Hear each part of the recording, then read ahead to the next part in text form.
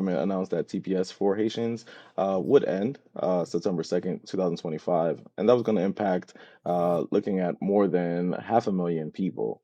They Mhm. claimed that the conditions in Haiti had improved so much so that TPS no longer needed to be extended.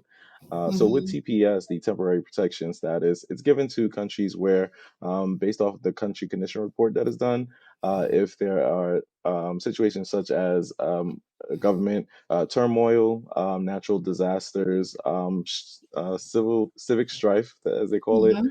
Mhm. causing that it's a danger and a harm for the individuals to remain in their home countries, they Mhm. can then receive a protected status here in the United States.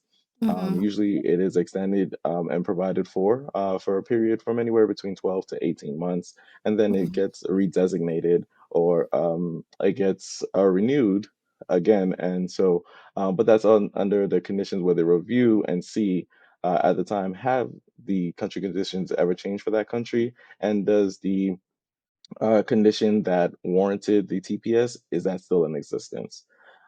So the government did take a look this year, and they said that it was warranted, and that the conditions have changed so much so that TPS was no longer warranted and should have been taken away, which we all know that's not the case, not in Haiti.